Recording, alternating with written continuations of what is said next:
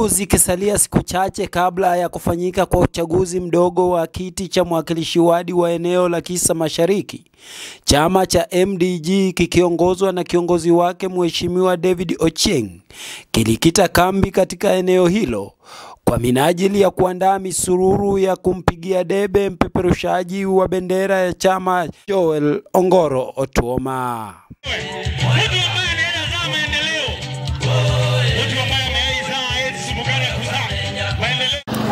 Watu wa Ishibinga Mlembe hadi. Msururu huo wa mikutano ulianzia kwenye kata ndogo ya Ishibinga, Emalindi, Mundaha, Emasatsi na kukamilikia kule kata ndogo ya Munjiti.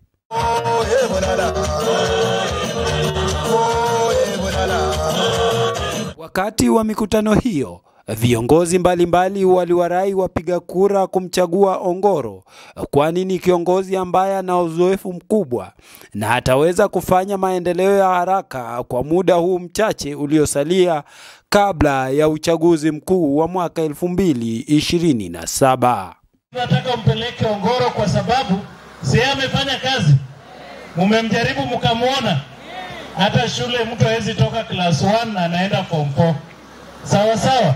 Kwa hivyo tarehe 27 chama ni MDG, candidate ni nani? Tarehe 27. Mnasemaje? Tumekuja hapa kusimama na Ongoro. Mimi nataka niulize kwa sababu nimeangalia hapa wamama ndio wengi, si ndio? Na wakati Yesu alizaliwa nani walikuwa wa kwanza? Nani walikuwa wa kwanza? Mama akiahidi leo ya kwamba atakupigia kura tarehe 27, atafanya namna gani? Na wamama Emalini mnasemaje? Mtapiga kura? Mheshimiwa Ochieng naye kwa upande wake alitoa ahadi ya kuwapa wakazi wa eneo la Kisa Mashariki mbegu ya mahindi ifikapo hapo mwakani, huku akifichua kwamba yeye pamoja na mbunge wa Khwisero Mheshimiwa Christopher Aseka wana mpango wa kujenga ghala la nafaka katika eneo bunge la Khwisero, hatua ambayo itapunguza bei ya nafaka wakati wa upanzi.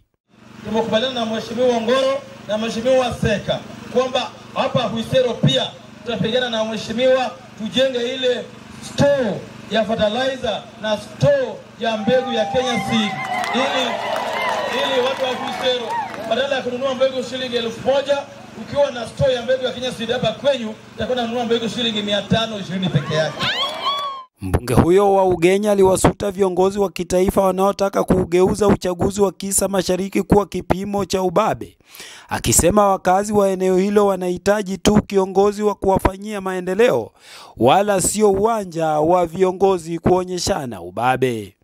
Nimesikia hapa wanapanga sasa uchaguzi wetu hii ndogo, wanasema itaamua kama nani atakuwa kingpin.